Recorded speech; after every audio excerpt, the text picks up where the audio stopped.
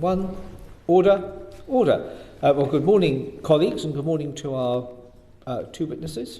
Rushanara Ali, the Parliamentary Under Secretary of State, Ministry of Housing, Communities and Local Government, with responsibility for elections and election policy. Minister, welcome. And Stuart Ison, the Director for Elections at the Department. Mr. Ison, you are welcome too. This is the final session of our inquiry into the review of the 2024 general election. Minister, I think you'd like to make a brief opening statement, so the floor is yours. Thank you, Chair. I'm grateful to be invited to this committee and the interest the committee is taking in our work. This government's absolutely committed to strengthening our democracy, encouraging full participation in our elections and ensuring all eligible electors have a voice and people's views are fairly represented. We're working closely with the Electoral Commission and stakeholders across the sector to deliver upon our priorities to improve registration, extend voting rights for all UK elections to 16 and 17-year-olds, ensure we have appropriate voter ID rules and strengthen the political finance framework. Turning to the subject of harassment and intimidation, thoughtful and respectful debate must underpin our politics. We must ensure the safety of those participating in our democracy. We come from diverse backgrounds, viewpoints are sincerely held and passionately argued. But where healthy argument spills over into harassment, intimidation and abuse, it's simply unacceptable. We're working with the Electoral Commission, the police, security services and other partners to take concrete action to tackle these behaviours, protect those standing and working in our elections and ensure the safety of our elected members and candidates. Many elected representatives, Chair, do not discuss the harassment they have faced, as it can trigger further abuse and compromise their safety. My biggest regret is not speaking out about this more in the past. Since I came into Parliament, we have sadly witnessed two of our colleagues brutally murdered. The intimidation and harassment of elected representatives is not unique to one party, nor certain regions, but is now widespread. A report conducted by the Electoral Commission revealed that 55% of respondents reported experiencing harassment, intimidation or abuse. These are incredibly alarming figures and further reveal the fragility of our democracy and the increasing risk of standing for elected office. The July general election saw a disturbing and worrying spike in intimidation and harassment. The Electoral Commission said some of the activities seen, including slashing tyres and targeting candidates' families, were totally unacceptable. It also said intimidation and abuse was putting people off campaigning.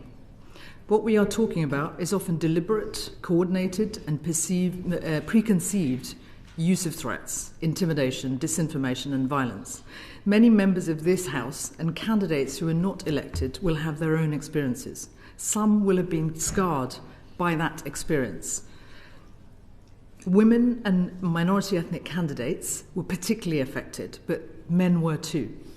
I am no stranger to threats and intimidation. As far back as 2010, in my first election campaign, I experienced harassment and intimidation. In my first term as a Member of Parliament, threats to my life resulted in being advised to have a panic room in my house.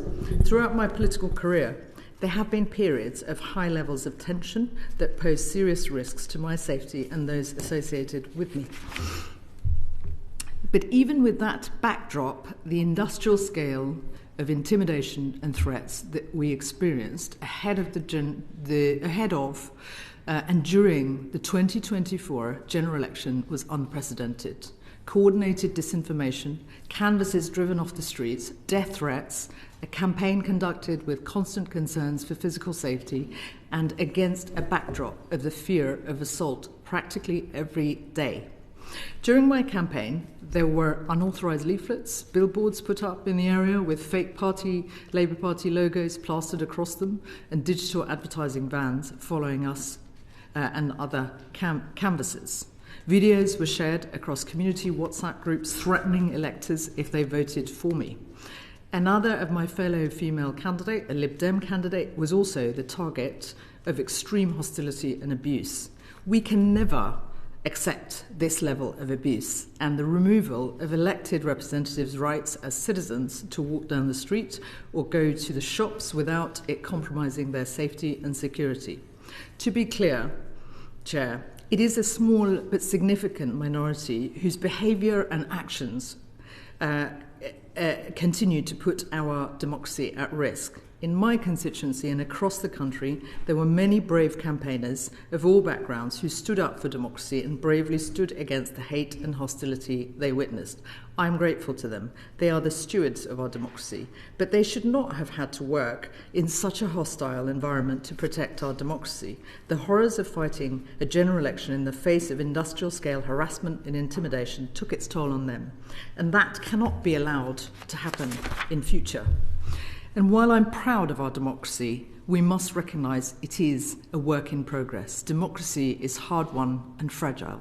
I want to put on the record, Chair, my thanks to you in your capacity as Minister in the previous government, the former Security Minister and the member for Tunbridge, Tom Tugendhat, the former member for Broxbourne, Sir Charles Walker, Mr. Speaker of the House of Commons, and other colleagues in my own party and across other parties for their support of MPs during challenging times and fighting hard for our safety, including making sure resources were available for security.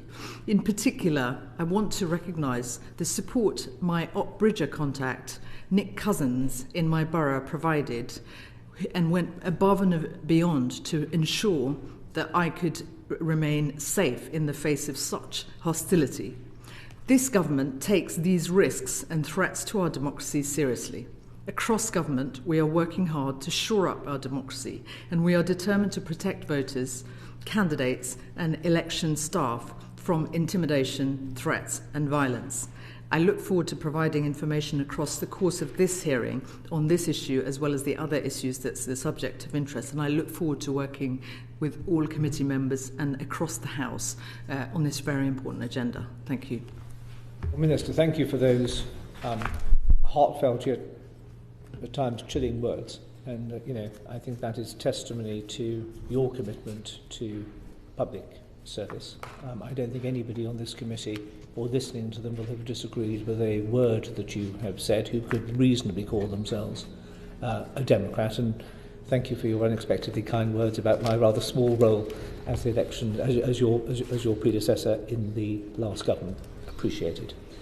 And I think we're all heartened by, obviously, the seriousness with which you and the wider department and the government are taking these issues, cross-cutting between those departments which you have referenced.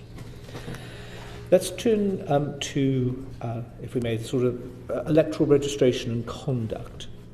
And I suppose just by way of an umbrella point, Minister, if I may, what we're trying to ascertain as this committee is not so much the minutiae of policy, but effectively kicking the tyres to test the reliability and the robustness of the infrastructure that supports and delivers reliable elections which deliver results which both victor and defeated can have confidence in. So I just sort of couch this, if your answers can be sort of just always sort of have that to the forefront of your minds. And you'll know that, and you very kindly responded to it, I had an adjournment debate in the House a few months ago now, effectively flagging the point which I want to open our questioning with. We all know that pressure on the government timetable, the legislative timetable, is always tight and competitive. The next general election is not that far away, and I think, and I'm sure Mr. Ison will nod in concurrence with this, there was quite a lot of stuff delivered for the last general election, which was quite close to deadlines, giving those who were administering it actually little time to sort of get their heads around and sort of, again, to use that phrase, kick the tyres. So anything that needs to be done in response to 2024 and indeed future-proofing for 29 needs to be done, as I know you appreciate, in a timely fashion. So my first question is that in response to the Electoral Commission's report, the government have launched a review rather than setting out a detailed position of response. So may I ask why, and what are the terms of reference and scope of that review? Well, thank you, Chair, for that question. And you pointed out to some of the challenges in overseeing and ensuring that the last election was successfully conducted.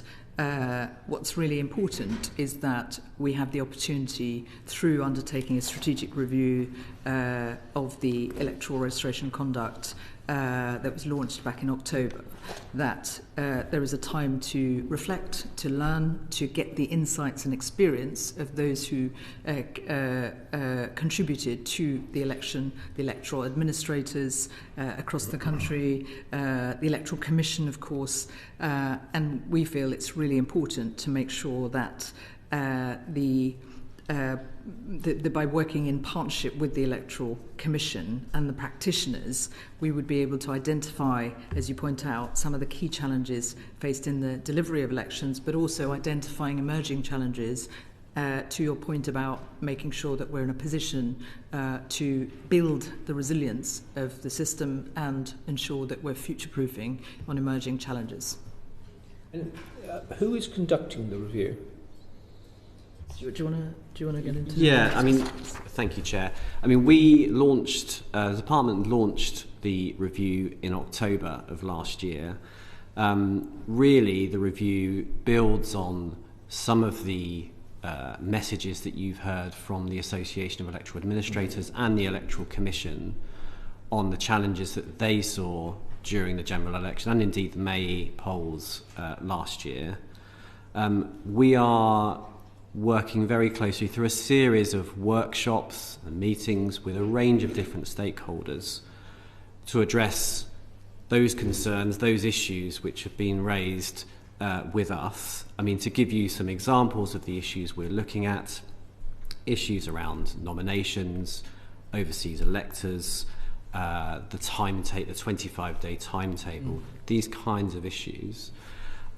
What we are proposing to do is to bring forward proposals as to how we're going to address those challenges as part of a policy statement during the summer, which we'd be very happy to talk to you about later on in the parliamentary session. You take me to my next question, which is, once it's conducted, and I presume a set of skeleton proposals will emerge from that. What is the plan to engage with committees of this House, Parliament more widely, at the AEA, the Electoral Commission, and will committees be given a chance to comment on the review in draft? Will there be a period of formal consultation on what the government is proposing?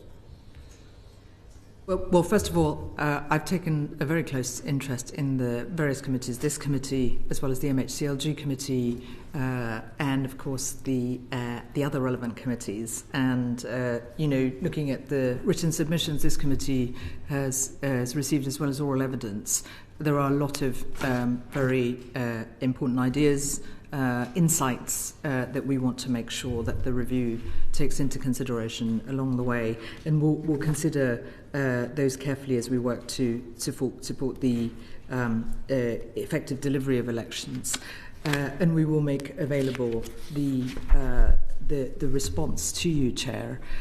We'll be publishing, as Stuart has said, the strategy for elections later this year. We hope before the summer recess, and very much keen to engage with you through that process and get your input and this committee's recommendations off the back of this inquiry. Final one for me at this juncture. You mentioned in your opening remarks effectively the cross-cutting nature of quite a lot of these things between departments. We're living in a digital and socially media-driven age where every crank and conspiracy theory and theorist can be positioned as an expert and learned voice in a particular area. Quite a lot of that, I think, speaks to me of the need for proactive engagement with colleagues in the Department for Education with regards to how do we equip our, it makes me sound 106 when I use this phrase, but how do we equip our young, I've got 3 teenage children, about what it is to be a British citizen in a pluralistic open, tolerant democracy? What are the expectations, responsibility and duties of the state and the citizen, etc., and how our elections work? But unless we nip that in the bud educationally, the cranks and the conspiracy theorists run a real risk of triumphing, don't they? In terms of voting age at 16, this is a really important agenda, and we have already engaged with the Department for Education, Department for Culture, Media and Sports. The wider network of youth organisations are really key. Citizenship education is key, and obviously the Department for Education's curriculum review is an important part of that. DCIT, as you point out, in terms of tech, is the Online Harms Act that's coming into force, introduced by the previous government, is also important in terms of making sure that we've got the safeguards in place for young people. And we see this as a really important opportunity for the whole of Parliament to engage the next generation, because the evidence suggests that participation is key. And if young people can, at 16 you can get a job, you can join the army and much else, it's important that the younger generation have a greater say in our democracy and can participate. But you're absolutely right that we need to make sure on the one hand, there's the safeguards and protections, and also the positive work, working with, of course, the Electoral Commission that has an important role to play. And then separately, of course, there's the underlying work that's been going on from your time as Minister on the Defending Democracy Task Force led by the Home Office and the Security Minister Dan Jarvis, who chairs that committee, and I sit on that committee along with colleagues across government. Because it's not just safeguarding, is it? It's the provision of critical thinking. Absolutely. Which is key. John Lalland. Thank you, Chairman. Good morning. The Electoral Commission's assessment of the election last July was that it was well run. I wonder if the government shared the Electoral Commission's conclusion. We do. It was broadly well run, absolutely. But of course, there were particular challenges around the timing of the election, which Chair is very aware of, and some of the issues affecting electoral administrators having, and of course, I've seen some of the evidence that was given in the previous sessions around that challenge, and they rose up to that. In Scotland, of course, in relation to holidays and the timing of the election, what became a snap election, put particular pressures, and so there were particular challenges, but despite that, it was conducted successfully and well, thanks to all the work of those involved. And I want to put on the record the valiant effort that was made to make sure we had a successful and safe election. The other issue, however, of course, is in relation to what I just raised in my opening statement, the high levels of harassment and intimidation that was experienced. Those are areas that we've got to work on and address, alongside some of the pressures around conducting the election at that time. There are, of course, we can go into it later, there were also issues in relation to postal votes. Some 16,000 people were affected by that. Thank you. I don't know if do you want Stuart to come in and add any?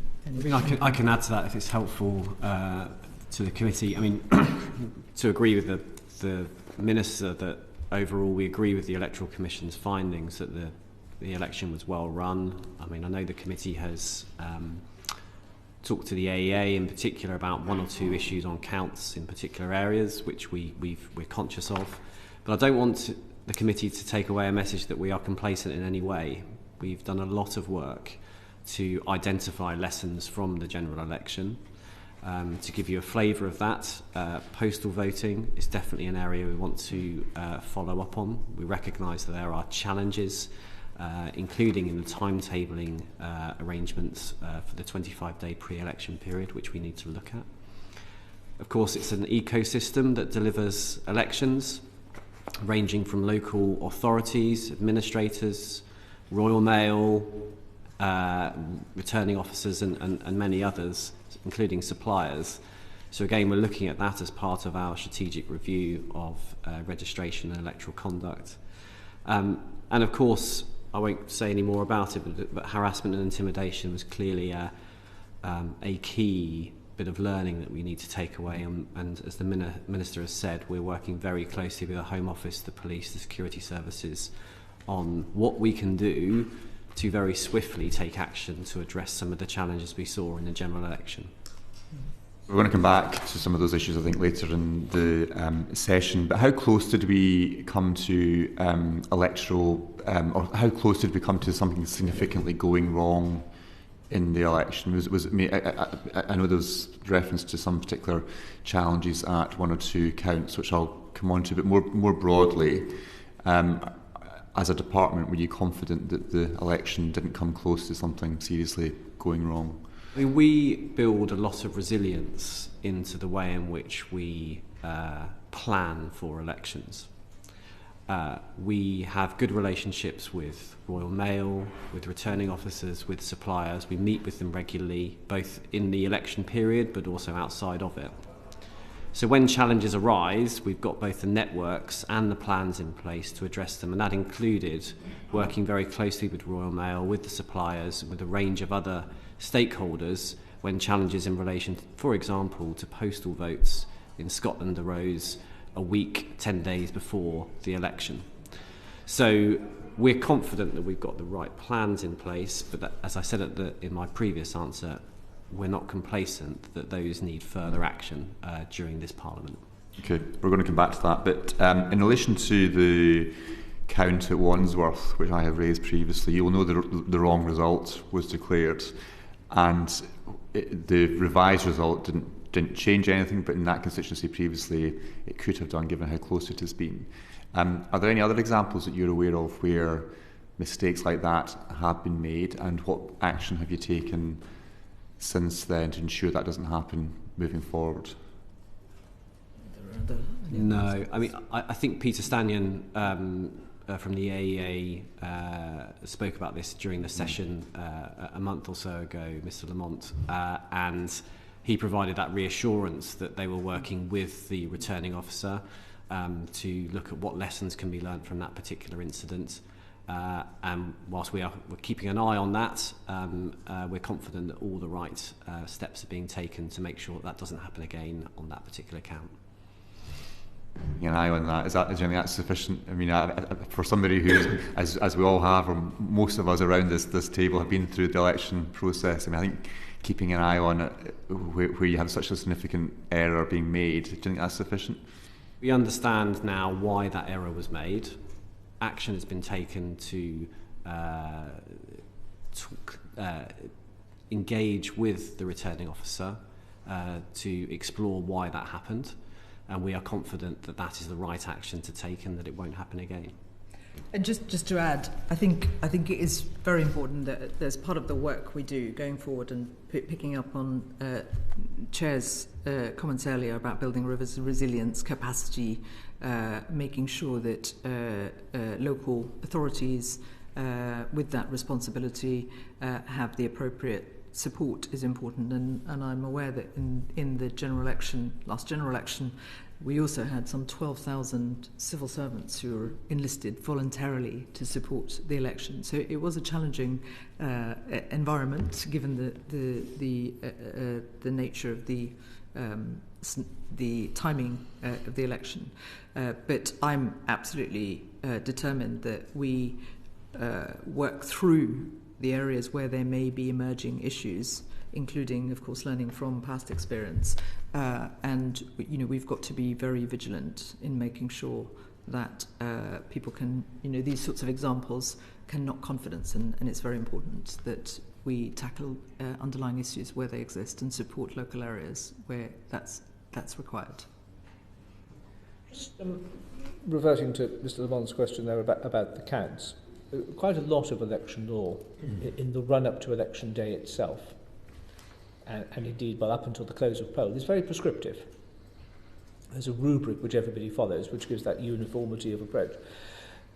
There is still quite a wide variance of discretion, isn't there? Yes. For returning officers with regards to how votes are counted and how that data is recorded. The triggers for recounts, is it a full recount or a bundle recount, etc. As it's a national election to the national parliament, are you open to thinking, Minister, about providing some more, realistic but restrictive, I suppose, operational guidance for the conduct of the count? I think the review is a really important opportunity to feed in suggestions, and we're very interested in improvements and ideas for improvements that we can take into consideration. I know that, for instance, the choice, from my own experience, the choice of venue can really matter.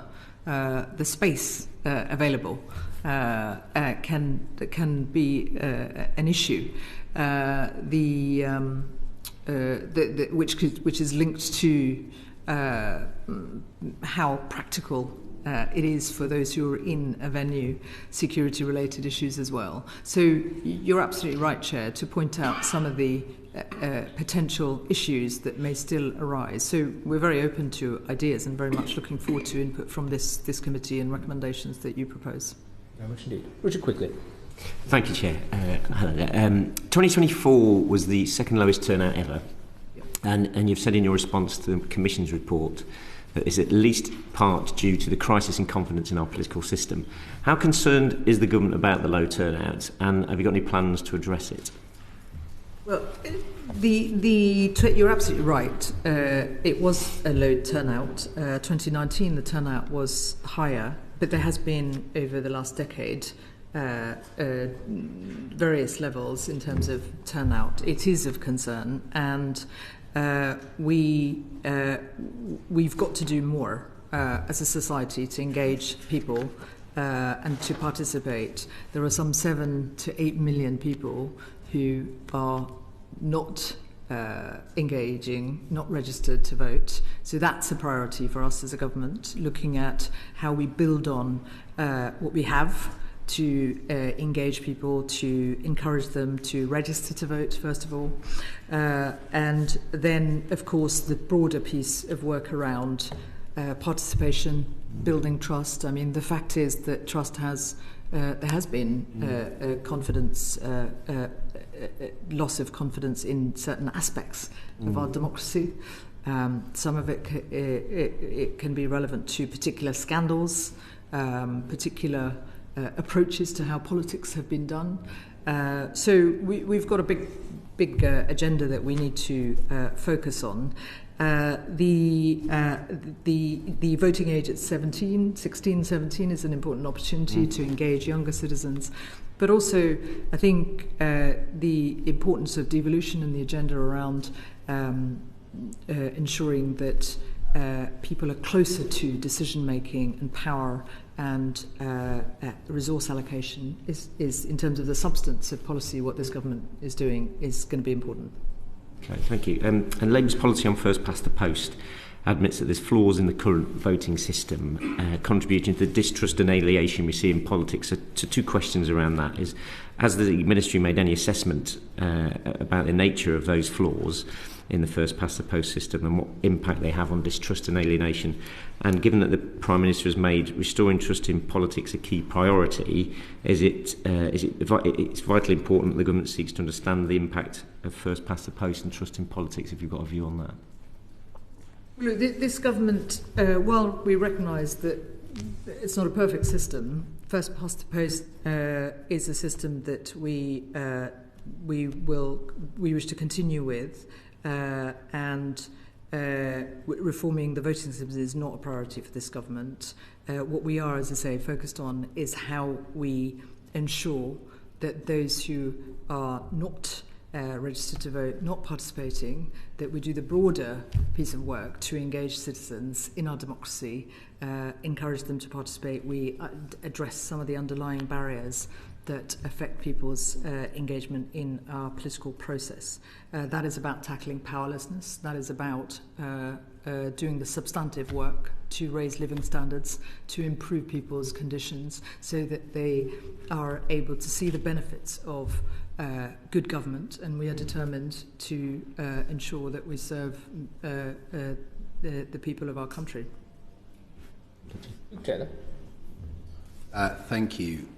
Just to pick up a point there, so the policy, Labour's policy, says that the flaws in the current voting system, so the Labour Party policy states that flaws in the current voting system contribute to distrust and alienation we see in politics, yet you're saying that addressing that is not a priority for the government. Is that right? Look, this government has inherited a huge set of challenges in terms of the economic challenges, cost of living crisis, the post-pandemic after effects in terms of health, in terms of a whole range of social challenges. We are focused on tackling the issues that are affecting people's lives. As you will know, as you will know, Mr. Taylor, as you will know, just let the Minister answer your first question. As you will know, obviously there was the AV referendum in the 2010 to 2015 period during the coalition government. That referendum was not won by those who supported the AV referendum, change the voting system. Our focus is around making sure that we do everything we can to engage and support those who haven't registered, but also those who, particularly, for example, certain groups who, due to some of the changes, haven't, for disabled voters, for instance, the Electoral Commission has referred to, who haven't been able to participate as effectively as we'd like to see. So we're focused on addressing the barriers that exist and acting quickly to address those. Okay, and just picking up a comment in your opening statement, you said you want to ensure that all voters are fairly represented. And just in an example from your own constituency, you had a 56% turnout in your constituency and 34 of those voted for yourself. So 1 in 5 voters in your constituency voted for you and you were elected. Do you feel that all voters in your constituency are fairly represented?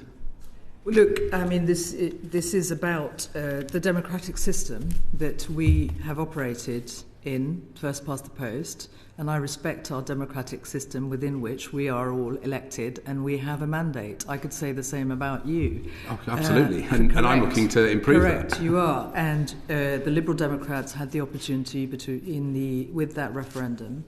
And the point here is that it's very important, whether you're on the side of one particular system or another, the system we have in our country has served our country well, and we shouldn't delegitimize the democratic mandate that we have. There are arguments about different systems and the merits of each of the systems that countries might choose to apply. But essentially what I'm saying to you is that we've got to focus on some of the challenges that are there and work where we can together on addressing those. And that's my focus. That's the focus of this government.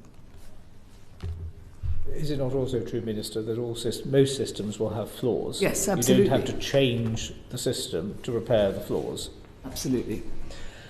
And I don't want to turn this into a Liberal Democrat fringe meeting on the benefits of PR, as fascinating as that would be, and I'm sure we'd all be buying front row seats. The Liberal Democrats had the opportunity to change the system, and Charlotte they Kay. didn't. In the government's response to the Commission's report, you say that public trust has been undermined.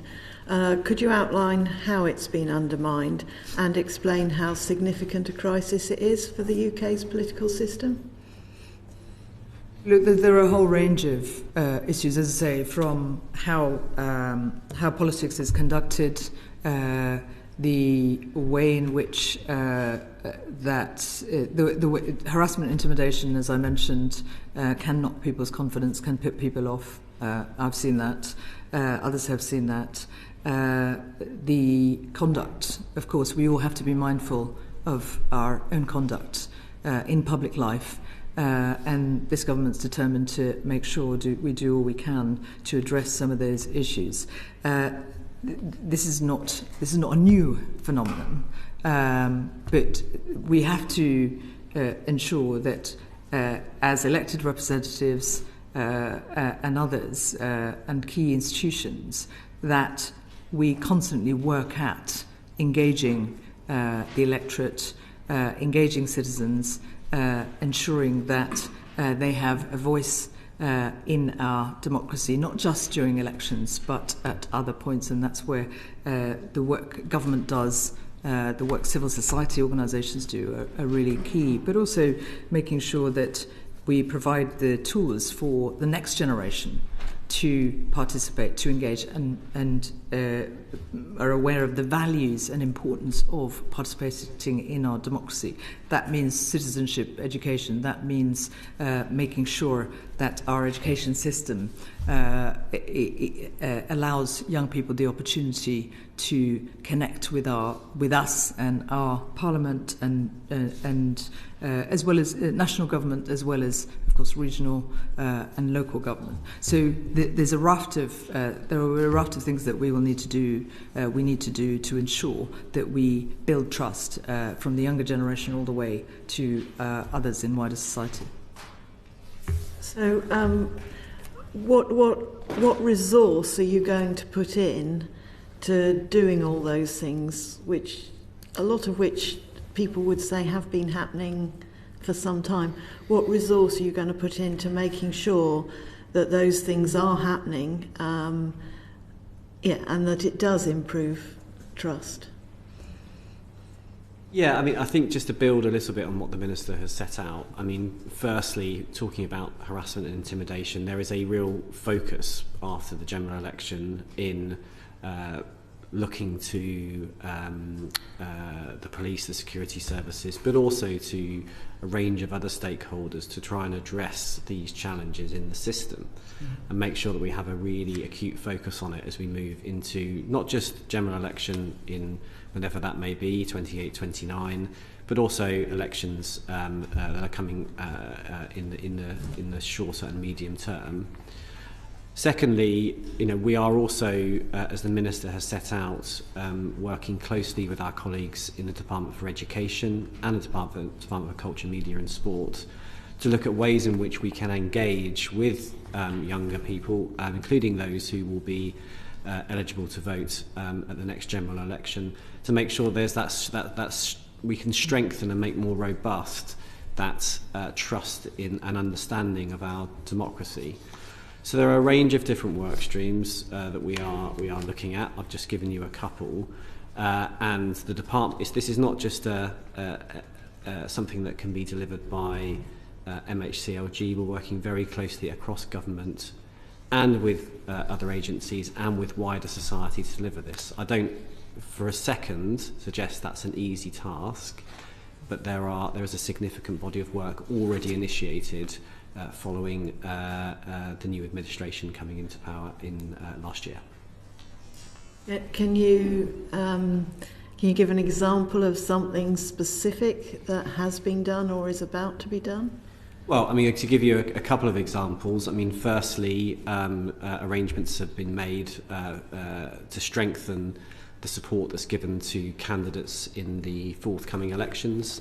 So Operation Ford is a new police initiative, which means there will be a member of the police specifically equipped to support candidates at the 2025 local elections and beyond. It's an enduring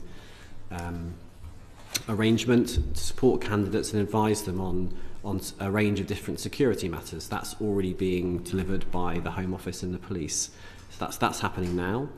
And again, just to build on what the Minister has said, on a completely different topic, we are working closely with the Department for Education as they conduct their review of the curriculum, to look at ways in which we can build and strengthen education around democracy and, for example, parliamentary processes like this into education, particularly for secondary school students. So 2 initiatives already happening. So I'm really pleased to hear about the initiatives about protecting candidates and things, but I'm not entirely sure that they're directly relevant to the trust in our politics. They're relevant to participation and important, but I'm not sure that they're relevant to trust. But and what's concerning me is, as you say, there are elections going on at the moment. We're going through a process of reorganising local government. There will be significant elections to new forms of government for people in the next few years.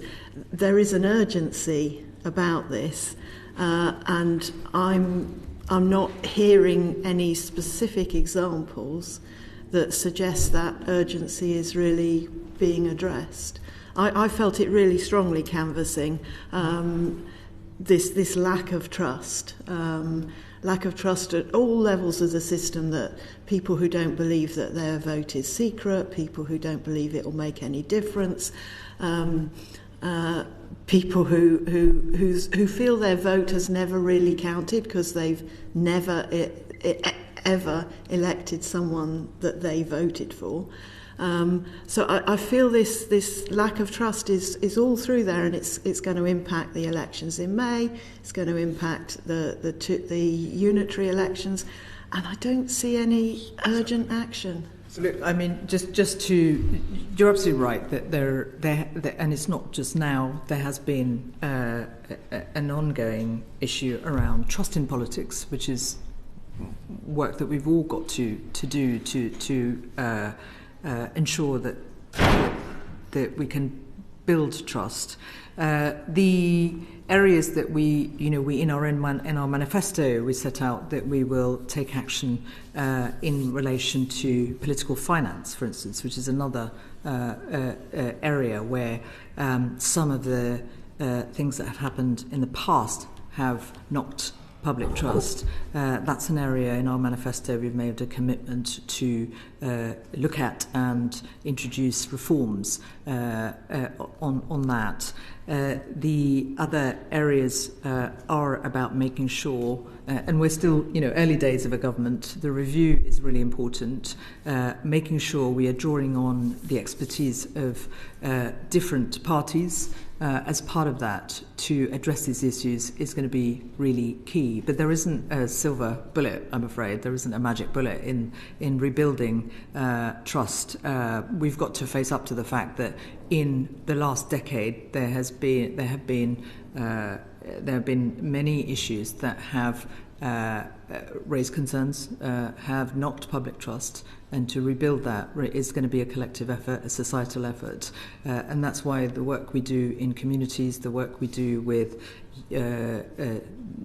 for the younger generation in relation to the education institutions, as well as the work we do in terms of ensuring that the underlying barriers and threats to our democracy are addressed, is really key. I mean, we can come on later, perhaps we'll come on to the issues around misinformation and disinformation, and the way the online space can also fracture trust.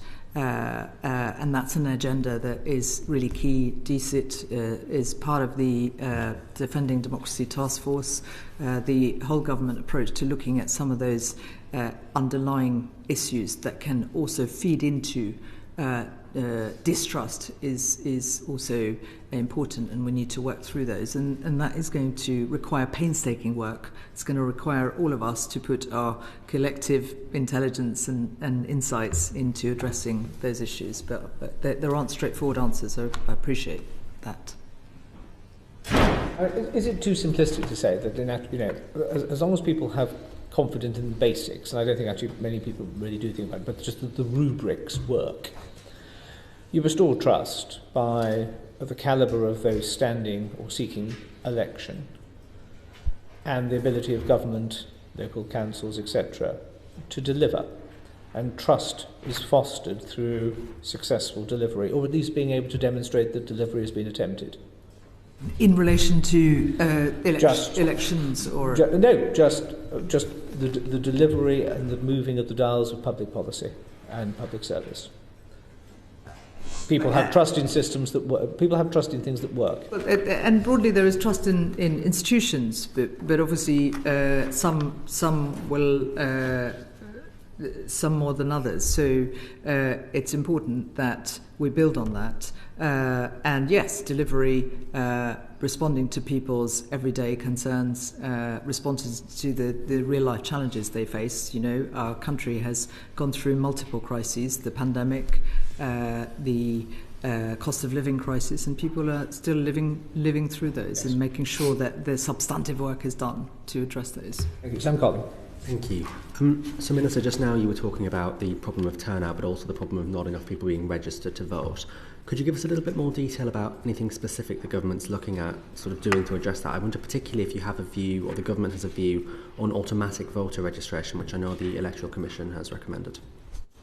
Again, I mean, we're very interested in proposals, and the review will pick up some of those issues. We're also looking, of course, at how government information and technology can play a role. So we'll need to look at those proposals in the round and identify areas and proposals which could go a lot further in terms of making it easier for people to register and participate in elections. That's really helpful. Just in terms of automatic voter registration specifically, I just wonder, I could put it to you that's been quite a long-standing recommendation from the Electoral Commission over probably a number of governments, and I just wonder if there's something specific that's needed in the department to make a decision on whether that's something you want to take forward. We are looking into it, and I don't know if you want to come in on the specifics. Yeah, thank you, Minister. I mean, just a sort of couple of comments. You're right, Mr. Carling. It's been a long-standing recommendation from the Electoral Commission, which we're now looking at. It is not a straightforward thing to deliver. We're doing a lot of exploratory work at the moment to see what is possible. I mean, the reality is that there are an estimated 7 to 8 million eligible voters that are either missing from the register or incorrectly registered, and the government takes the view that's not acceptable. What we are doing is to look at a wide range of options, including using public data and online government services to try and help modernise registration and increase registration levels, whilst also looking at ways in which automatic registration might be possible. We will bring forward proposals as part of our policy statement in which we hope to publish before the summer. Thank you. And just to take a slightly different tack, so this issue particularly affects young people, and I just wonder what discussions the department might be having across government to try and increase engagement in the political system with young people specifically.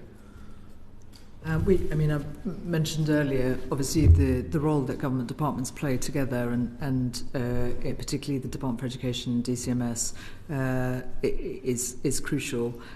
Youth parliaments are really important. Mr. Speaker hosted the annual event here, the engagement of representatives in encouraging young people, but more importantly, we are very interested in ways in which we can encourage and support young people to register, and that's where the cross-government work around opportunities to nudge people, not just young people, but others who are not registered, to vote is going to be important.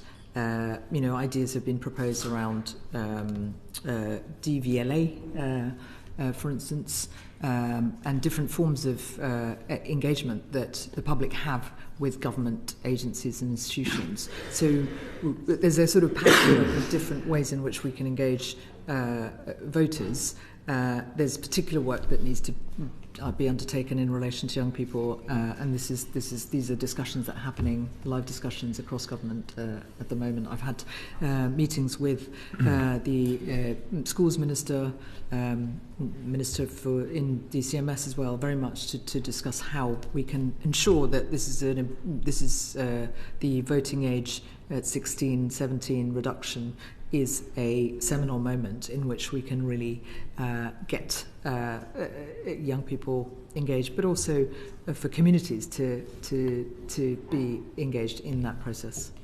Thank you. And then just finally, so I think one of the solutions that's sometimes talked about is increasing the level of political education and sort of current affairs discussions going on in schools. And I know one of the barriers to that is often cited as being teachers reluctant to talk about that for fear that they'll appear political themselves.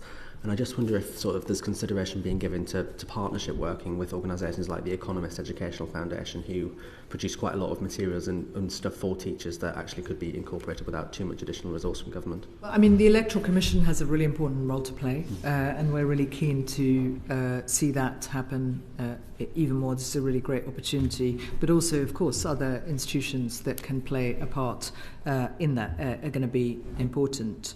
As I think it's a really exciting agenda. I spent a great deal of time starting up charities to support young people in leadership positions, and I'm very proud to say that a number of young adults stood for councils, have become councillors, even stood for Parliament across different parties. So NGOs and other institutions play a really important role as well in supporting that political participation and engagement, which then feeds through in terms of representation as well. So very keen to work with as many institutions as possible to make sure we get this right. Thank you. Minister, you mentioned data in your answer to Mr. Carling, and I think Mr. Ison will attest to this. The Cabinet, if you haven't already engaged with, as a department, with the Cabinet Office and CDL in particular, on how government manages and shares between departments government data as a collective rather than as a precious siloed resource. Because you're right, DVLA, Passport Office, DWP has a raft of data which could be deployed in a very bespoke way to drive self-registration without having to resort to automatic. And I remember we had some issues with certainly one other government department that just would not share the data of who it had registered disabled as a way of a targeted electoral commission and departmental campaign to get them. And it does seem to me that government as a collective can be either the author of its own salvation or the author of its own condemnation with regards to how it handles data. Are there discussions going on with Cabinet Office on a concordat of data management? I mean, there are a number of discussions across government about the use and importance of data, as you say, and linked data, because in terms of policy making. And I mentioned DVLA, but there are other opportunities to look at how we can use government data in relation to voter registration. And we are having discussions. The Defending Democracy Task Force, which Cabinet Office Minister is represented in as well, is important. That joined up working is key. And again, we hope to say more later on in the year as we are able to. We won't tempt you to make an announcement now. Keep the powder dry. John Lond. Thank you, Chairman. Minister, do you think UK election law is too complex?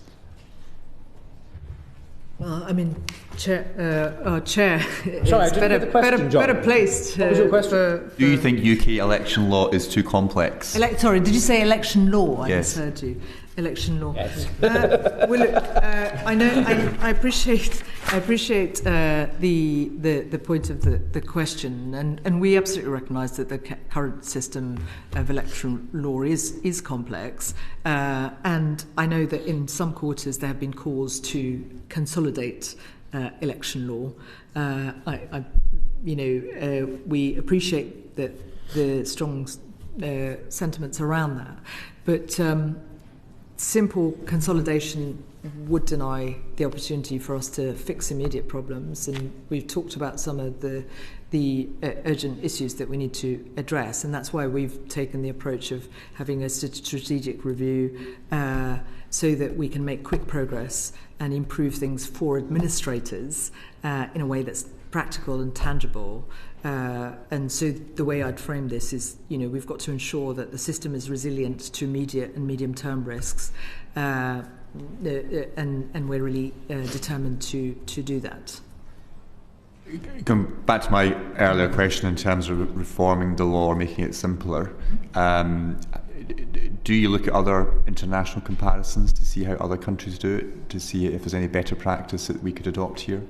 Well, I mean, there's a whole range of there are a whole range of areas within this brief that I've been keen to learn from international experience, and officials draw on that international experience, as well as, of course, experience from Scotland and Wales, and making sure that we are able to draw on each of the nations' experiences. So international experience is very important, and of course it's not always exactly translatable, but very helpful to us. I don't know if you want to add anything to that. Yeah, I mean, I think Mr. Lamont, to answer your question, we're sympathetic to some of the challenges that colleagues, including the Electoral Commission, I know they've been making this point to you in previous sessions, that there are electoral law is complex. We don't disagree with that. I think just to reinforce what the Minister has said, firstly, consolidating electoral law is a complex piece of work that would take a great deal of time to deliver. It's probably the work of more than one Parliament. We take the view that and listening to stakeholders, there are a number of challenges in the system that need to be addressed more quickly. And that's why we are conducting this strategic review, to identify those pragmatic, practical changes that will really make a difference to voters and to administrators, and to take risk out of the system in delivering safe elections. So that is our focus. Just to be clear, that longer piece of work, are you saying it is started but will take longer to do, or it hasn't yet started? I'm saying that we are sympathetic to those views. We will continue to listen to the Electoral Commission and other stakeholders who bring forward those arguments, and we will take a view in due course. But our focus at the moment is on delivering the strategic review that we've been talking about this morning. Thank you. Peter Lamb. Thank you. I mean, I noticed, or I note that the comment's been made that this is to enable the system to be made more readily accessible, or at least more address the number of concerns currently being raised by electoral administrators.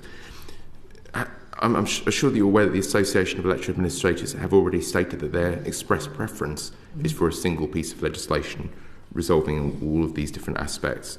Given the question just raised by Mr. Lamont, could we ask why it is that the department is not going to commence the longer period of work around resolving the issues with the complexities of election law alongside the short-term fixes that you're currently discussing?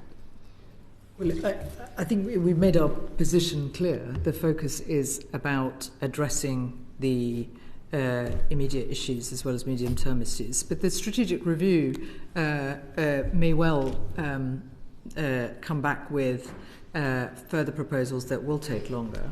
But as Stuart has said, that's a much more longer-term piece of work, and it's important that we take action now to address and are pragmatic about addressing those issues that need to be addressed for forthcoming elections, so that we are taking action to make sure that the system is resilient.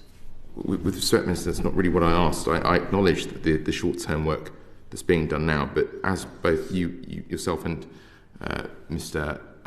Ison, sorry, I can't see the name effectively, have both acknowledged that this is an area that needs to be addressed, and that the reason it's not being addressed right now is to address these short-term fixes, but that it will take longer than a Parliament to do this work. Surely it's in everyone's best interest to, alongside the short-term fixes being brought forward now, to commence the process of dealing with what everyone in the system appears to believe needs to be a piece of work that has to be done. Well, what I'm saying is that there will be certain proposals that will require longer, so that will have to be taken into account. But what we're focused on is ensuring that we have, we hope, a bill coming, elections bill, subject to the Leader of the House providing further updates. Oh, that great hurdle. On that great hurdle, that's right. So focusing on that. I mean, I think, just to be clear, I said we were sympathetic to the views of stakeholders who make those arguments. I don't think there is a single view across the whole system, Mr. Lamb, with respect that would suggest that is definitively the way forward. As the Minister has said, we will consider it in the longer term, but our focus now is on addressing those real challenges, those real pinch points in the system that need immediate attention from the government. On this point about the longer term, which is a phrase we all recognise and will have varying degrees of sympathy, given the fact that I think there is recognition across the parties and amongst the stakeholders that there is a piece of work which has long been in the needing to be done, but taking the point that the job of government is multifaceted and complex, what, if any, other routes, not to initiate new policy, but to effectively stress test existing law to bring it into one operational compendium? What other routes exist through either a Speaker's Conference or the Electoral Commission, just to bring into one, handy go-to volume every question you wanted to ask about how to run a general election but were too afraid to ask? Is a working title, I suggest, no commission. Anything that is innovative and new would obviously be within the purview of government and Parliament to pass, but to effectively passport that piece of vital work to a third party, a trusted third party, either the Commission or the Speaker's Office. Well, you may not be able to have an answer to that, and it may require further thought and consideration. But I think the important thing is that this is a real opportunity for us to look at where, to your point about stress testing, resilience, emerging challenges, there are a whole series of issues that we need to take into account. Registration and much else. So this is an opportunity to get those ideas and inputs now. We will. Perhaps we can come back to you later on. We will then need to consolidate those proposals that come through to us and look at what is practically deliverable, and ensure that the electoral sector is prepared for those, because we've not talked too much about implementation and delivery. You will know, Chair, from your experience, we need to make sure that its proposals are appropriate and can be delivered by those who are in the front line, and making sure that they provide that input. But we're very open to new innovations and ideas, but then the hard work needs to be undertaken in terms of implementation as part of that exercise. The thought I'd leave you with, Minister, is that since 1832 we've had this sedimentary build-up of electoral law. Absolutely. And for the courts and for administrators, for candidates and for voters, cross-referencing between 1832, 1868, 1928, 2022, etc., can drive a teetotaler to drink. And I think there's a recognition that there is a piece of work that needs to be done. We'll leave it there and look forward to further thoughts. I just want to touch on very briefly election staff retention and recruitment. We know that there have been problems. You've referenced what was unique to the last general election, the deployment of civil servants, principally but not exclusively from HMRC and DWP, to support. We have all been hearing, have we not, a problem with recruitment. That seems to be broadly COVID as a great sort of reason for people who had been involved in delivering election day to step away. The complexity of election law, particularly surrounding voter ID, fear of harassment and intimidation by polling clerks as a result of issues that you've already discussed. Turning to our first point about resilience and the guaranteeing of resilience, what thoughts have you got on that of working with the Commission and the AEA to try and resolve that issue?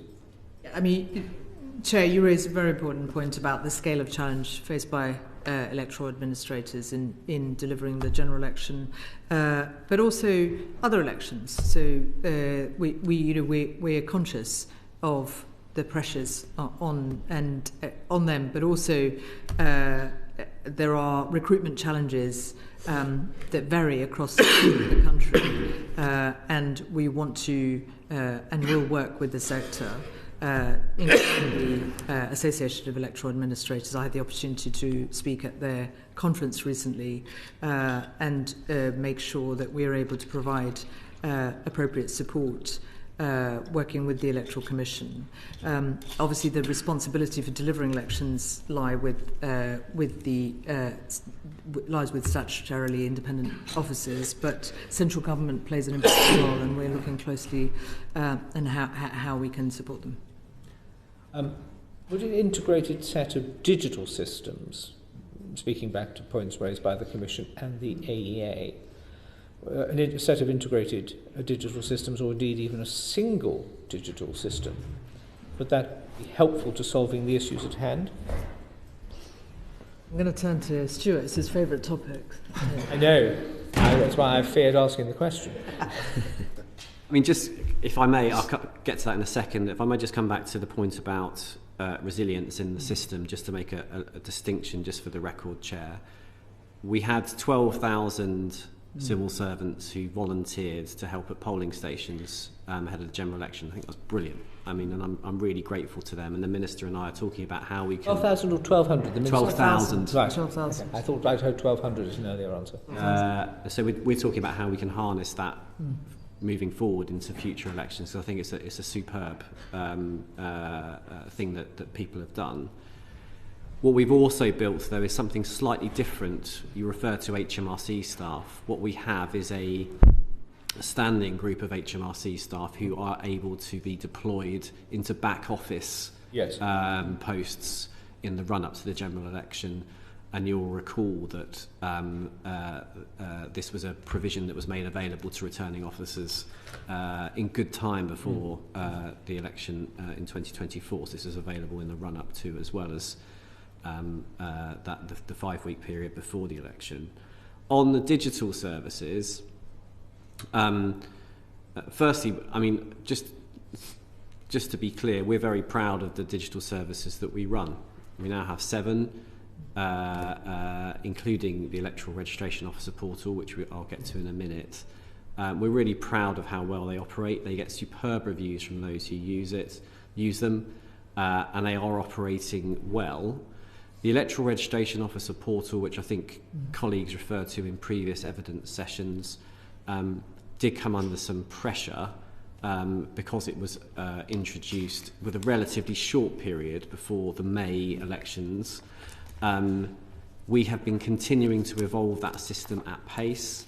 The reporting we've had back from returning officers and electoral registration officers after the election is very positive. We have taken on their comments about improvements. We have developed a roadmap to outline how we are going to further develop that in the coming months. But ultimately, it proved to be successful and successfully used during the general election. And indeed, Chair, you saw it in its operation at Reigate and I did. I remember it well. I inputted some of the data myself. You did. I didn't fill out any ballot papers before anybody makes it.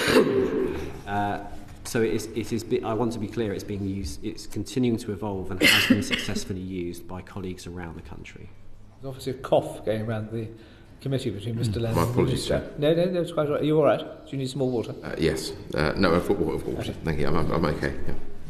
Mr. Lamont, clarification. A very small Mr. point Quigley. to clarify. The 12,000 civil servants who you said volunteered, so they're redeployed from their existing civil service position, or are they paid in the same way as other people who work in polling stations? They put themselves up for a day of volunteering. Not all of them were used, Mr. Lamont. I'm afraid I don't know how many actually went on to. What we do is we give returning officers a sort of geographical sense of where they are, and they can use them as they use them. That's a terrible way of describing it. They can rely on them as they wish, and they would need to take a day's leave, and then they'll be paid in the same way as polling station officers. So there is an arrangement that we're going to have. We're going to have a look at that. It's not quite volunteering in the way that initially sounded. I mean, they are getting paid to do that, and they are taking a day's leave. I believe so. I'd have to check for the committee on that. I thought it was important just to clarify. I will confirm that with the committee. Mr. Quigley. Thank you, Chair. Funding of elections has been mentioned regularly by the Electoral Commission, the AEA. How will the government ensure sufficient funding is made available so the system doesn't fail? Well, as you know, you're absolutely right, and local government has suffered from funding challenges.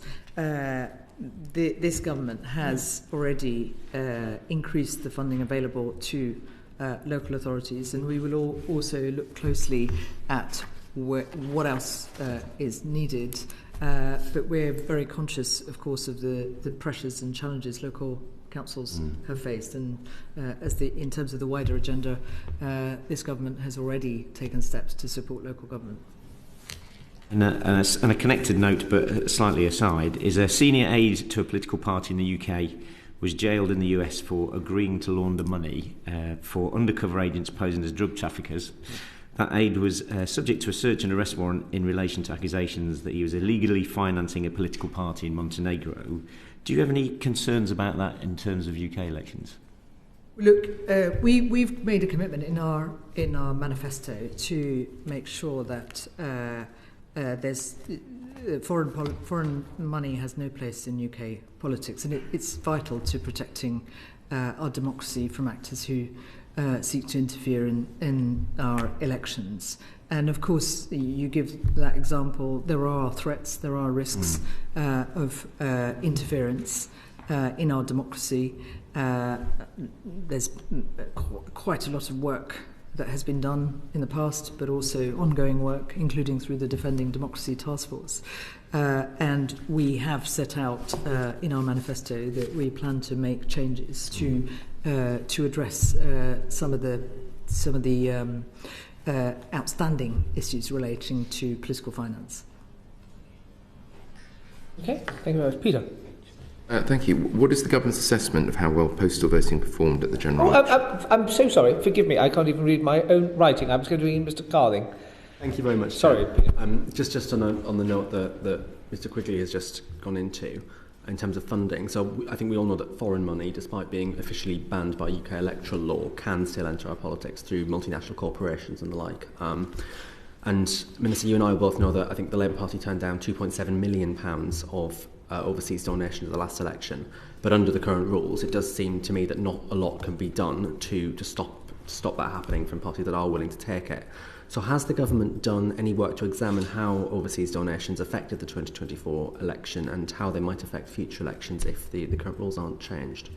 Well, look, as I say, we are committed to, in our manifesto, to taking action on this. And you're right, at the moment, the rules are not tight enough. It is up to individual parties to do the due diligence, and some parties do that better than others. The know your donor approach is important. Some parties are doing that voluntarily. I know that the Labour Party does that. But there is a case for looking at whether that can be strengthened. There are a number of proposals that are coming through, including from the Electoral Commission, of course, on what we could be doing, and we're very open to looking at those proposals as well as others that have come in. I know you've had submissions and evidence in this session from Transparency International and others. We want to make sure we get this right. I'm also keen that we engage and work with political parties to make sure we're not missing a trick in terms of ensuring that we protect our democracy from donations that are not legitimate, that can come in, as you say, through loopholes. Just on that note, you mentioned that at the moment the system really relies on the beneficiary to check the source of the donation. I'm reminded of a case where the Bureau of Investigative Journalism at the last election, via an overseas donor, made small payments to all of the major political parties, which overall total just over £500 as the declarable threshold. And they found that the Conservatives, Reform, the Lib Dems, the SNP and the Greens all accepted those donations, and it was only the Labour Party that identified and returned them. Do you think the examples like that kind of back up the suggestion that maybe we need to move away from a system where it's up to the beneficiary to check? Well, look, we will look at these issues in the round. You're right that the current system it needs improvement, and we need to tackle some of the underlying issues that you point to, and we're very much looking at those issues, working with the Electoral Commission and other relevant parties. We need to draw on the expertise of those who've worked at these issues before proceeding to the next stage. But we're very committed to taking action on this agenda.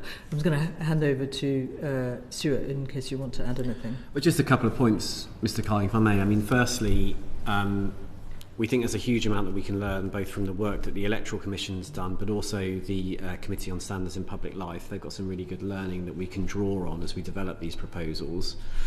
Secondly, this is a complex area of law. It's one we're looking at very carefully. We want to work with stakeholders, including political parties, as we bring this forward. What we don't want to do is to inadvertently take a misstep on this. So it's important we get it right, and so that's why we'll be talking to the practitioners very carefully about how this is implemented, because clearly it's a very important matter, as the Minister has outlined. Thank you. Mr. Taylor, I'm conscious of time, and I know the government's making an important announcement on welfare reform in the not too distant future, which I'm sure most colleagues will want to be in for. So I'm just going to sort of refocus us on time management, and conscious I've lost my bet with Mr. Baker. But Mr. Taylor. I'll try and be very direct. I think earlier in the year there was a lot of media hysteria over a mooted donation to a political party by a foreign billionaire. I think there was a lot of worry about how that would distort politics. So a couple of direct questions.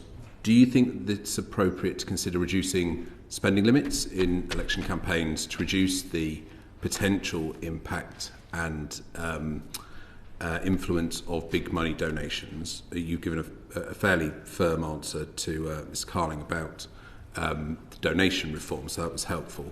But do you see there are also major loopholes in how spending on social media, on broadcast media, currently don't really cover the way that modern electoral campaigns are run?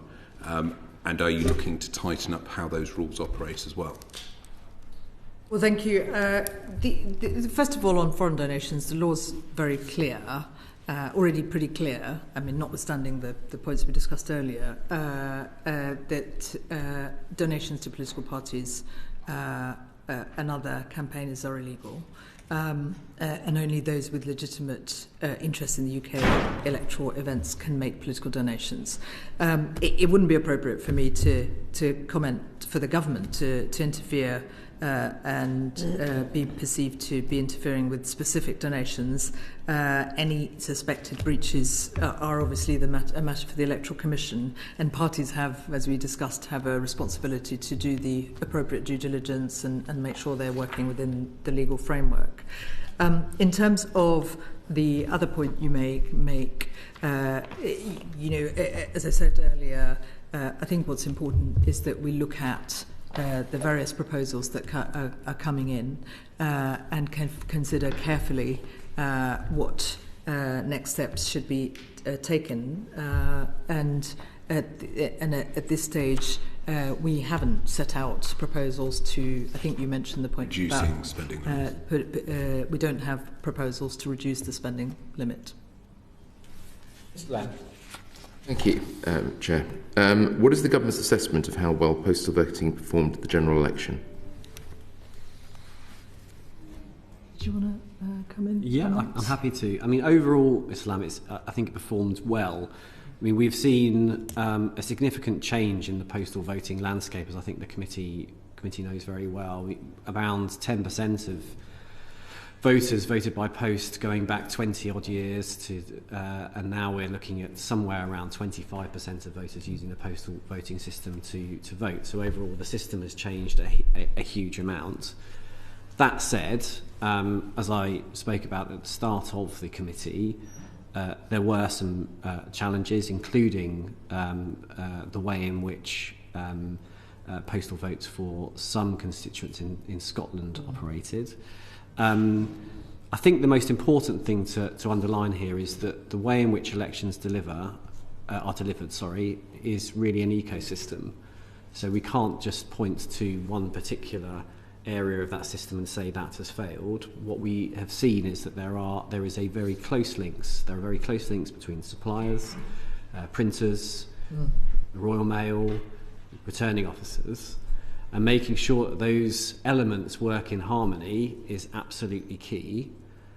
We work really closely with Royal Mail and suppliers throughout the years, but we really intensify those discussions as we get close to an election to make sure, firstly, that there is resilience to address any challenges that crop up, but also when there are particular issues that occur, like the ones we saw a week, 10 days before the general election, we are ready to address them on the ground. So overall, I think the postal voting arrangements worked very well, but there are some challenges. The Electoral Commission has raised them, and there are things that we want to look at in this Parliament to try and improve the way in which postal votes operate. Could you outline what those things are that you're looking at? Well, the strategic review is looking at a range of different issues relating to postal voting, including some of the timing arrangements within that 25-day period. We're still in discussion as to what recommendations we're going to make. But, as I said, we will set those out in our policy statement, which will be published, we hope, before the summer recess, and we look forward to coming to discuss those with the committee in due course. I mean, building on that, 16,000 people affected notionally.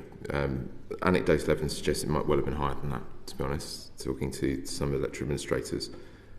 With increasingly narrow results at general elections, we started moving to an area where this might actually affect some of the outcomes.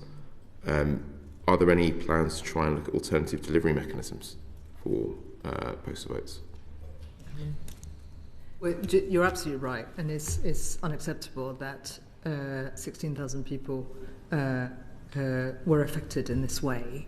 The Electoral Commission's already, as you know, considered a number of recommendations in its report, including the point that was made about statutory deadlines.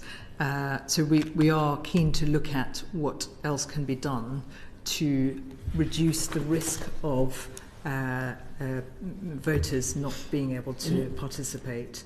There are also considerations around overseas voting as well that has come up, which we're looking at in order to ensure, particularly in relation to, of course, postal votes, ensure that overseas voters are not negatively affected as well.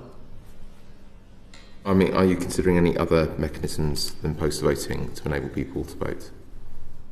Well, at the moment, we are looking forward to receiving suggestions and proposals, and some of them are have come in already, which we are considering along the way. And as Stuart has pointed out, we look forward to updating you once that strategy statement is published.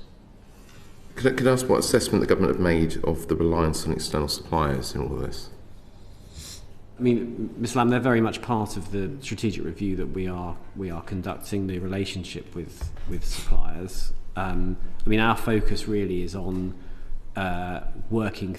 We understand the part that they play in, as I said, the ecosystem that supports the delivery, or the infrastructure that supports the delivery of elections. We work really closely with Royal Mail and the suppliers at all times, as I've set out. and it's the reliance and the relationship with suppliers is a key part of the way in which we are conducting the strategic review. And as I said, we will come back to the committee with further information later on in this Parliament. Okay, well, I'm not going to ask about future arrangements then, but if I could just build on the existing arrangements. So now I should state that I spent 14 years as a governance committee member at my local authority overseeing this on the ground, so I've got some quite strong opinions about the way government deals with a lot of these things. But we had an election in May. That flagged a number of issues with Royal Mail. We then had a repeat of a number of those issues in July. We have a situation where you have to print 9.5 million postal packs, 48 million poll cards, 50 million ballot papers, and you have to do that on a 25-day working timetable. And I acknowledge the comments made around potentially changing some of that. But what was the backup plan in July if all of this fell apart? So there are a range of backup. There is resilience in the system at a local authority level to deal with this, and also within Royal Mail. So Royal Mail in the past has seen challenges around its staffing and has arrangements to deal with that. That's the first point. The second is that, as I've talked to the committee about previously, we have that close working relationship with Royal Mail, with the returning officers, with local authorities and print suppliers. So we know where there are going to be, when there are challenges that are occurring, and can address them appropriately. For example, when the issue with the printers in Nottingham occurred, we were aware immediately. We began engagement with Royal Mail in order to, who really pulled out the stops, and I want to thank them for doing that, supplying lorries and staff to support the effective delivery of postal votes at very short notice. So we have that kind of relationship and working arrangements so that when issues arise, we can address them quickly. But there are then also structural arrangements in place, including in Royal Mail, where there are challenges around, for example, staffing, that they can address them quickly. And then just to say, of course, our work with the Royal Mail doesn't just stop once the general election has taken place, and we've continued those conversations, including to learn the lessons from what took place at the election in July. Thank you. Mr. Taylor, I think you wanted to come in. Thank you. And you mentioned overseas voting, and that's 50% of the 230 or 200,000 overseas voters choose to vote by post. I think in the last election, only 50% of those who returned their or returned their postal voting packs in time. We've understood the issues with printing and sending those out, and simply the international postal network just isn't capable of doing that in a lot of places.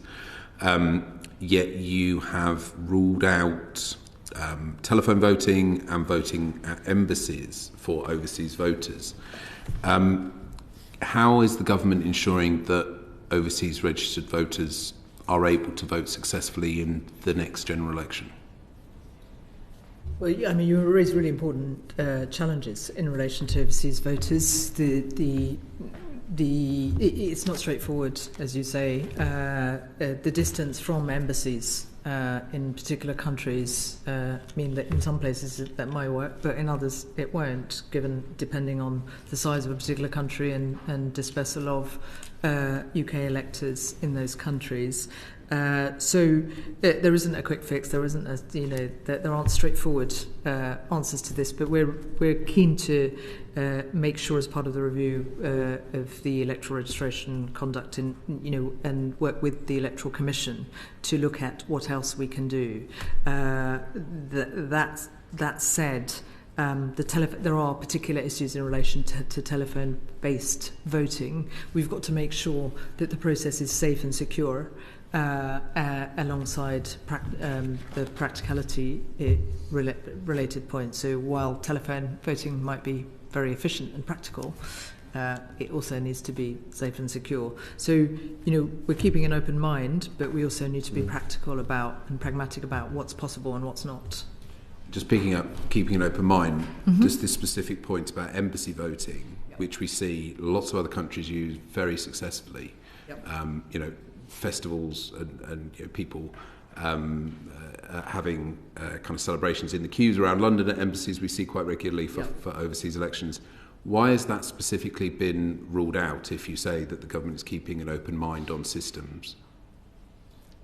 Well, I mean, some of it will be, it's partly geographical as well, but I don't know if you've been part of some of those discussions, if you want to add anything. I think it's not, thank you, Minister, I think it is not a straightforward, quick process to put in place. As the Minister said, we keep an open mind. We're very willing to listen to the Electoral Commission and others about some of the proposals they are thinking about, including, as you just pointed out, Mr. Taylor, the learning from other countries and where this works effectively. But this is not a simple sort of straightforward process to put in place overnight. It's going to take a lot of time. So we'll continue to listen, see what proposals come forward, but it's not currently part of our immediate strategic review work or proposals for this Parliament. But as I said, we'll keep listening. I think one of the tricks I missed for the last general election was asking local authorities to capture how many overseas postal votes arrived but after the declaration of the poll. We have a vacuum really of data. I think there's some anecdotal, but from memory I think it's about half a dozen local authorities captured some information, not uniformly.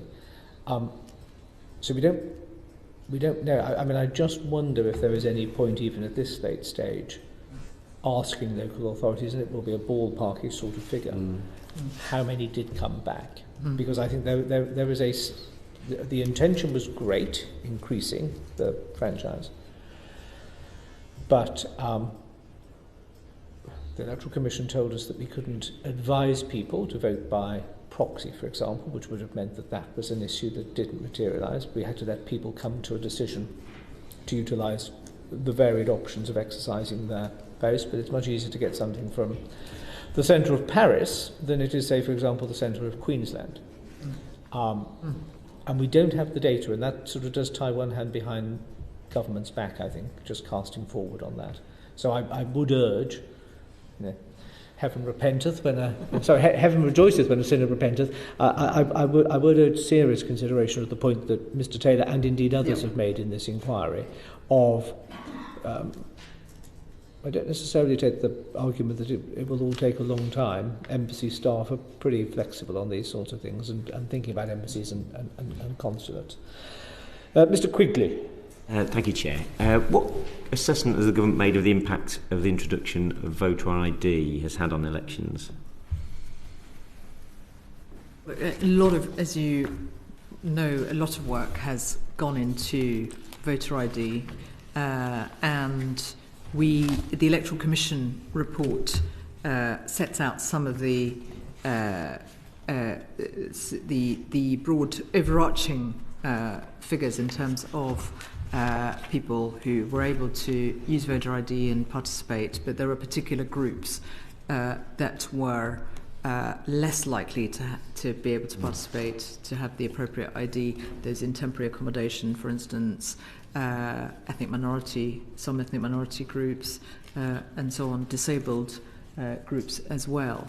So there are particular challenges that are outstanding in relation to the requirement to have voter ID. Obviously, we recognise that there's much more work that then needs to be done to ensure that those who were excluded, in effect, are included.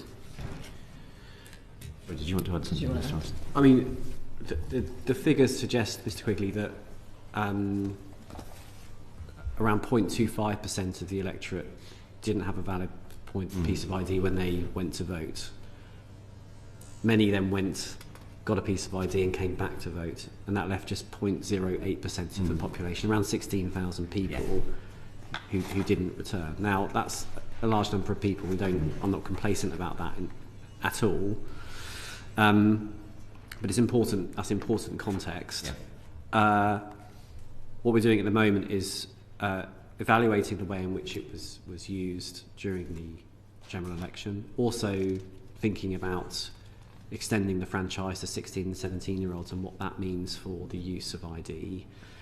And we will bring forward proposals before summer recess.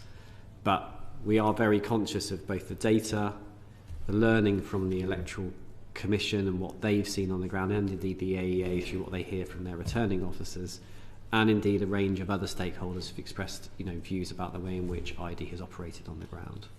And you're right, the numbers are quite small. But do you think there's some work needs to be done around the actual just acceptability of ID and voter ID itself? Because I think there are a core group of people that are just quite fearful of what might be done with that ID.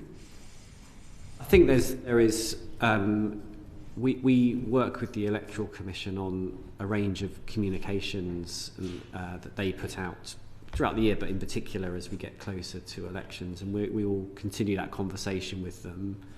I do recognise that the use of the voter authority certificate could be increased, and that is something we're exploring very actively. But so I think your point is well made, and we'll continue to discuss that in particular with the Electoral Commission, whilst also reviewing how ID operates across the piece. Thank you. I mean, the bottom line is, it's not acceptable that 16,000 people weren't able to participate because of this issue, and we're determined to do all we can to ensure that lessons are learnt and those are addressed, and that's why the government's review and on improving voter ID is really important, and we'll keep an open mind, as I say, about what else we can do to ensure people are included rather than excluded. They're legitimate voters and they shouldn't have been excluded. Thank you. Charlotte. So the voter ID was introduced to tackle electoral fraud.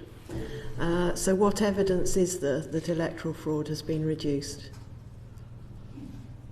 Well, first of all, the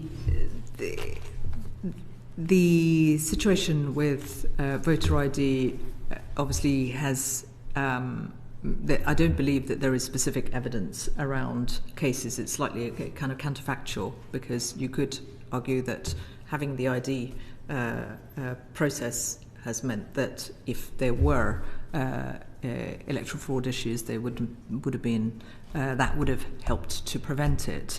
That said, I'm very aware of some of the challenges around electoral fraud in particular areas, which led to, of course, the previous government introducing voter ID. What we're focused on is making sure that in the pursuit of a process that means you have to provide ID, people are not disenfranchised. And I mentioned some of the groups that have been in that position. And action needs to be taken, and that's what we're doing to make sure that we make the necessary improvements so people are not excluded from participating in elections. So we know that at the last election a minimum of 16,000 people were excluded.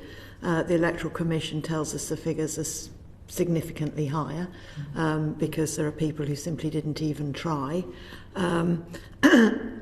And yet I think, if I'm right in remembering, that the charges for personation were 34. So what are the criteria you're using to judge the impact and effectiveness of voter ID, given that you don't have a clear measure of whether fraud has been reduced? What criteria are you using to judge that impact against the number of people who are being prevented or discouraged from voting? Well, look, I've made the point already about the fact that it's not acceptable that legitimate electors were prevented. The 16,000, potentially, as you say, could be more. We're not going to rip up the system. Our focus is about improving voter ID, the voter ID system, so that legitimate voters are not excluded from elections and that they're conducted safely and securely. That's our focus. But obviously, our chair was the previous minister overseeing the legislation at the time.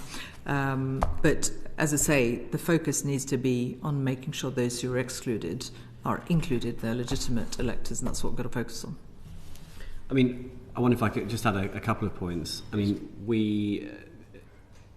evaluation of voter ID at the general election is being conducted in the same way as it was for the May 2023 local elections. We have an independent contractor, IFF Research, who undertake this evaluation and use a thorough and very specialist evaluation approach. To inform that evaluation, we've contracted another wave of large public opinion survey work as well, which has been conducted by Ipsos. And again, IFF have conducted this very thorough, mainly qualitative research with electors to provide us with a full picture of what the impacts have been.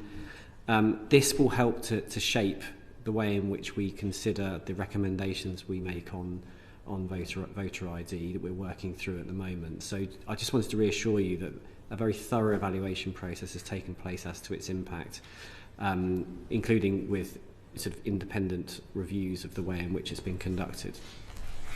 So you're looking at the impact on voters and whether or not they were able to vote, and it's good to hear that. But I haven't heard anything about the impact on electoral fraud, which is why it was introduced in the first place and how that's been measured. And I haven't heard what your criteria are for judging whether those two impacts, whether we've got the balance right. Personification, as the Minister has outlined, is hard to prove because of the sort of counterfactual point. What we do know is that when we have surveyed the extent to which voters have confidence in the way in which the voter ID system operates in reducing fraud, that has increased, but it's a very difficult element to prove one way or the other. All I can say is that we're taking the evaluation work that has been conducted, what we've heard from the Electoral Commission as well, and in the round we will be making an assessment of the success of voter ID and what changes we might need to make in due course. But there are no criteria that you've preset against which you're going to do these judgments. What I've said is that a very careful piece of evaluation work is being conducted both by IFF and also by Ipsos, and that will help to inform the way in which we both assess the success of voter ID and indeed inform future policy proposals in relation to voter ID. Is the removal of voter ID on the table? No, it's not. What we are focused on is improving the system and making sure that we look at what else we can do in relation to voter ID and getting those legitimate voters who are excluded included. Quickly. Thank you. The new accessibility requirements that were introduced in the Elections Act, how do they operate in practice? Can you take me through what actually happened with the new accessibility requirements? Sorry, could you repeat that? Sorry, the new accessibility requirements introduced. Yes, sorry. In relation to the last election, just to say, we obviously, just picking up from post-election and the responsibility I've taken, one of the important groups that the department engaged with is the accessibility of the elections working group, which includes disability groups, the Electoral Commission, administrators, government officials, and the focus is around policy, legislation, guidance and communications. That it's really important for us to make sure that they provide appropriate input. Disability should never be something that prevents people taking part in their democratic right and duty. But in terms of assessments, I mentioned in the Electoral Commission report obviously highlights some of the barriers that those with disabilities experience. And the work that this group does, as well as the review, will pick up on those barriers, and we want to take action to ensure that those with disabilities are not prevented from participating in our democracy, and we will take the appropriate action to do that. Did you want to come in on any specific? Yeah, I can do. It's a good pre-election. Yeah, it's a good question, Mr. Quigley. I mean, it's the Elections Act 2022 introduced some new requirements, and again, I think you've had a conversation in particular with Vijay Rangan from the Electoral Commission on this. What we have done is to work really closely with local authorities and returning officers to support them in making new provisions available to those with a disability who want to vote. The satisfaction levels that we've measured are high. I think that the testing that we did through Ipsos broadly came out in the same place as the Electoral Commission assessments. So somewhere around the 80% mark of satisfaction, but that leaves quite a lot of room for improvement, I think. And so what we do is we have a particular group within the department who meets with stakeholders with an interest on these particular issues relatively regularly.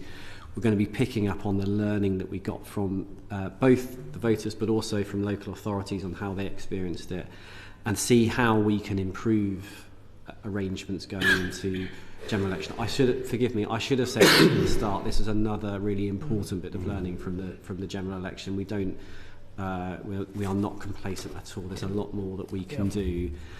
I think, though, what we are trying to do is to provide the flexibility for returning officers to deal with a range of different disabilities in their particular local area. I know there have been some calls to be more prescriptive about what should be made available. The view that we've taken, including through close consultation with stakeholders, is that we should provide a flexible level of support to returning officers to support a whole range of different disabilities and making sure that the largest number of people can vote. But clearly there's more that can be done. So I'm sympathetic to this point. And are you happy that you've had sufficient feedback to form an action plan, or is that still ongoing? It's still ongoing, to be clear, but we've had some really important feedback from the general election.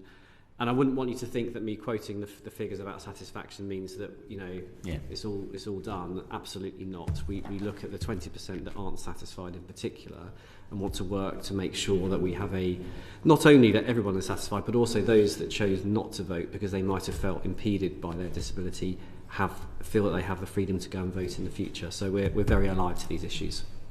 Thank you, Chair. Minister, your detailed and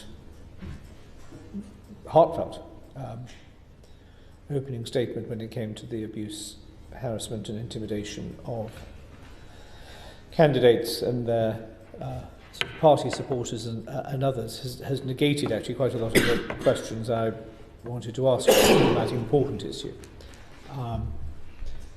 But I hope you will take it that it's an issue that I think unites all of us around this table, and I think anybody in the House of Commons and elsewhere who takes these issues seriously. So I'm not going to ask you very much on that, save for, given the self-sufficiency of your opening remarks, save for two quite specific questions, if I may. The first is regards to money. Yeah. And that key question, has the Treasury grasped the scale and disruptive impact that abuse, harassment and intimidation can have? And therefore the question, I suppose, is the government committed to providing the funding to do whatever it takes to ensure a robust, free, liberal, pluralistic democracy? Well, the first thing, thank you, Chair. The first thing I'd say is, of course, the Prime Minister has given the Defending Democracy Task Force a mandate to coordinate and drive forward a whole government response, building on the work that was done in the previous government, and look at the full range of threats to our democracy. That requires involves cross-government work. Secondly, in relation to your point on money, 31 million was committed, of course, back in February 2024 for the current financial year to strengthen protective security measures for MPs and local representatives. That includes councillors, police and crime commissioners, mayors and all general election candidates. that is something that's very much recognised as important in terms of protecting and supporting our democracy and supporting those who are taking part. You will be familiar with the Bridger network up forward for the local elections, and also other supports that come in as part of that package. There's also, because of some of the security issues, there's also Regency that is about providing private security personnel for events, including constituency surgeries. As you know, that those programs have been needed, sadly, because of the tragedies that we faced. So there is a commitment to making sure that support is provided, and these are some of the examples building on what was done in the previous government. Thank you. Appreciating these things evolve to meet challenge and circumstance. I think I was struck by the patchy levels of outside Operation Bridger, but the different views of constabularies to their quite important role proactively, rather than reactively, but proactively, to support and protect this thing that we call liberal democracy. And I think that's possibly just because this was a very fast-paced and evolving picture. What assurance can you give us, without necessarily going into all of the workings quite properly of the Defending Democracy Task Force, that there is a drive to trying to secure a more, forgive the pun, uniform approach across all of our constabularies, and that from the Chief Constable down to the Special Constable, there is an understanding that our police service has a very vital role to play proactively in defending and respecting democracy. Spot on, Chair. And the Security Minister, Dan Jarvis, and I work very closely together, along with colleagues across government, through the Defending Democracy Task Force. This, among a number of issues, has come up. You will be familiar with it in the public domain, and it's really important we have that consistency and we have confidence that we can expect the support that's required.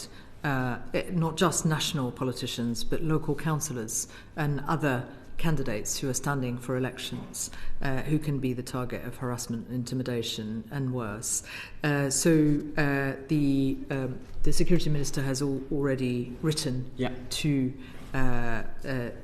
police partners across the country.